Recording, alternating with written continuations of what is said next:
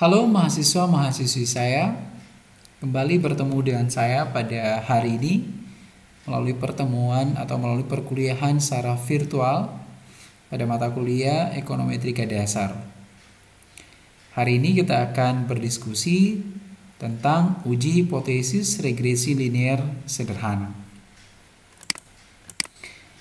Uji hipotesis dalam analisis regresi ini kita gunakan untuk menguji apakah hasil estimasi parameter yang kita dapatkan, tentu nilai statistiknya, adalah sebuah nilai yang signifikan terhadap parameternya. Atau dengan bahasa lainnya, apakah nilai hasil estimasi kita adalah sebuah nilai yang berarti terhadap parameternya atau tidak. Untuk menguji ini kita uji melalui uji hipotesis. Dalam analisis regresi kita kenal ada dua uji hipotesis, yaitu adalah pengujian secara individu dan pengujian secara simultan. Pengujian secara individu ini artinya kita menguji hipotesis menurut variabel bebas yang kita gunakan.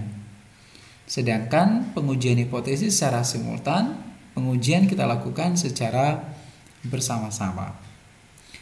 Bagaimana cara mengujinya? Pengujiannya kita mengikuti 5 tahapan pengujian hipotesis yang kita kenal dalam ilmu statistika.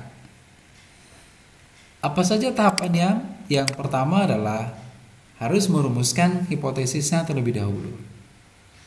Misalnya, hipotesis nolnya dan hipotesis alternatifnya. Jadi kalau hipotesis nolnya katakan adalah BI, I ini kita ganti dengan 0, 1, dan seterusnya. Misalnya B0 berarti konstanta adalah sama dengan 0, maka hipotesis alternatifnya lawan dari tanda sama. Sama dengan yaitu tidak sama dengan 0. Berarti hipotesis alternatifnya adalah B0 tidak sama dengan 0. Nah, atau bentuk hipotesis lainnya adalah seperti ini. Hipotesis nolnya adalah B0 kecil sama dengan 0, maka hipotesis alternatifnya lawan dari kata kecil ini adalah besar. Hipotesis alternatifnya adalah B0 besar dari 0. Nah, tanda tidak sama dengan atau besar dari atau kecil dari ini menunjukkan berapa arah uji hipotesis yang kita gunakan. Karena ada dua bentuk, yaitu uji hipotesis dua arah dan uji hipotesis satu arah. Atau bahasa lainnya, one tail hypothesis test dan two tail hypothesis test. Langkah yang kedua adalah memilih tingkat signifikansi yang kita gunakan. Tingkat signifikansi di sini kita beri simbol dengan alfa. Artinya adalah nilai probabilitas yang kita pilih untuk menolak sebuah hipotesis yang benar. Konsepnya sekali lagi adalah menolak hipotesis yang benar. Tentu probabilitas yang kita harapkan adalah nilai probabilitas yang sekecil mungkin. Sehingga nilai alfa ini di dalam ilmu ekonomi paling tinggi kita tolerir sampai 10%. Jadi kita bisa memilih 1%, 5%, atau 10%. Yang ketiga, menghitung nilai statistik. Yang keempat, aturan pengambilan keputusan. Tahapan yang terakhir adalah mengambil keputusan. Keputusannya adalah bisa jadi menolak hipotesis 0. Kalau kita tolak H0, maka kita terima hipotesis alternatifnya. Kalau kita tolak H0 dan kita terima HA, itu artinya nilainya signifikan. Sedangkan kalau kita terima H0 dan kita menolak HA, artinya bahwa nilai dari hasil estimasi parameter kita tidak signifikan. Nah, lalu bagaimana cara menghitung nilai statistiknya? Untuk menghitung nilai statistiknya, kita harus awali dulu dengan menghitung nilai varian dan standar error. Nilai varian dan standar error dari mana adalah nilai varian dan standar error dari parameter yang kita estimasi, yaitu adalah B0 atau varian dari B0 dan varian dari B1. Jadi varian dari B0 kita beri simbol dengan sigma kuadrat dari B0 adalah rumusnya hasil bagi antara jumlah nilai variabel X yang kita kuadratkan. Karena regresi linear sederhana tentu X-nya 1, variabel bebasnya. Kita bagi dengan hasil kali antara banyaknya observasi dengan jumlah selisih kuadrat antara nilai-nilai X dengan rata-rata X. Hasil baginya kita kalikan dengan sigma kuadrat. Sigma kuadrat di sini adalah varian dari residual.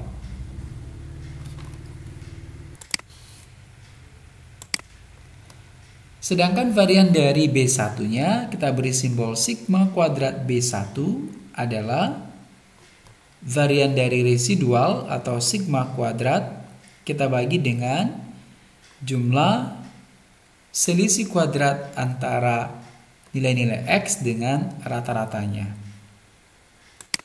Nah, sigma kuadrat di sini adalah varian dari residual populasi, N-nya adalah banyaknya observasi, dan X adalah nilai variabel bebas yang kita gunakan. Lalu bagaimana kita bisa menghitung nilai ini? Tadi sigma kuadrat adalah varian residual populasi, di mana nilai ini sulit kita dapatkan. Nah, nilai ini kita dapat taksir dia dengan menggunakan nilai sigma head kuadrat atau varian residual sampel. Rumusnya adalah jumlah residual yang kita kuadratkan kita bagi dengan N kurang 2. Kenapa 2? Karena jumlah variabel bebas yang kita gunakan dalam regresi linear sederhana ada 2.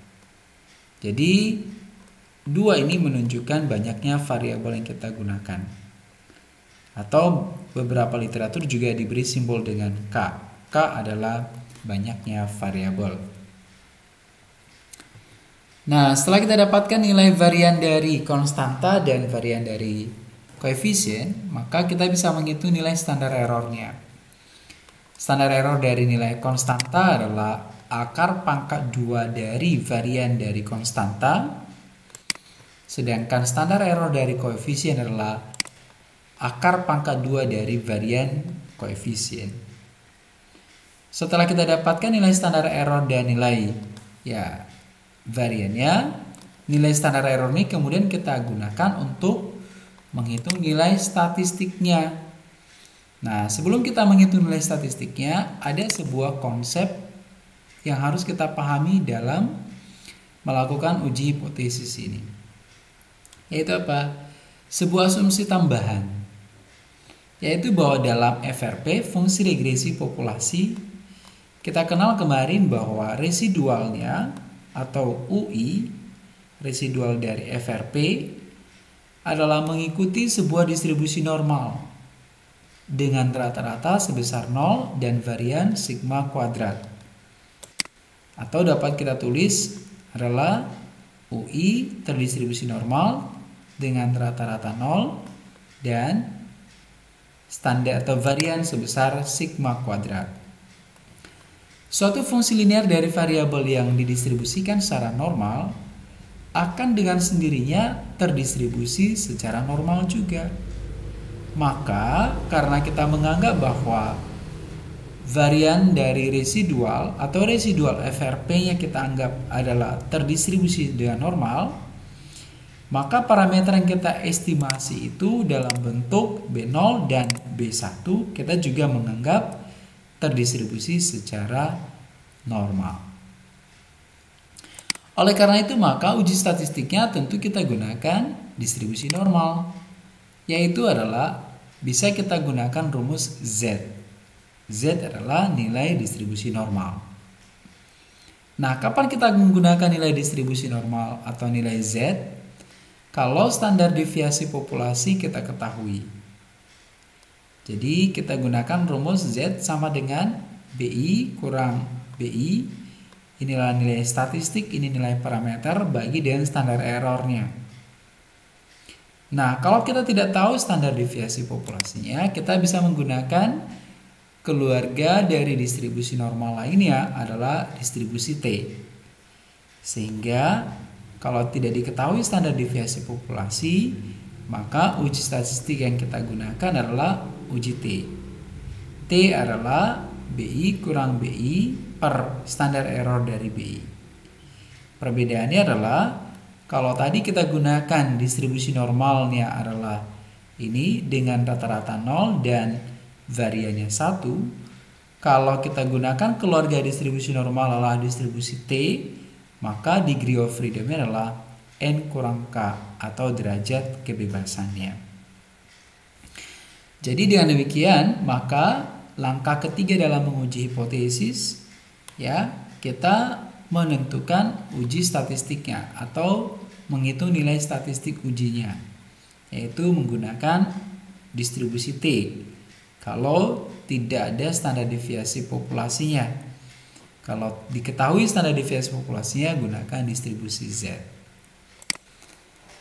Oke, itu langkah ketiga. Langkah keempat tadi adalah mengambil atau aturan pengambilan keputusan. Nah, seperti yang saya katakan di awal bahwa ada dua bentuk pengujian hipotesis di sini adalah uji dua arah dan uji satu arah. Kapan kita gunakan uji dua arah? Kalau hipotesis alternatifnya berbunyi tidak sama dengan. Sehingga kalau kita mau membuat aturan pengambilan keputusannya, kita bisa melukiskan dengan kurva normal seperti ini.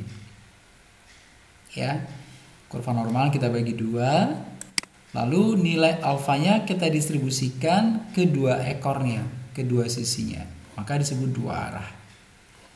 Kalau tadi nilai dari alfanya sebesar alfa, kita bagi dua, setengah ke kiri dan setengah ke kanan. Maka kita akan memperoleh nilai kritis dari ini, nilai alfa per 2-nya. Oke, sehingga dari sini ke sini, mulai dari nilai kritisnya ke kiri, ini adalah daerah penolakan H0. Demikian juga dari nilai kritis yang kedua ke kanan adalah merupakan daerah penolakan H0.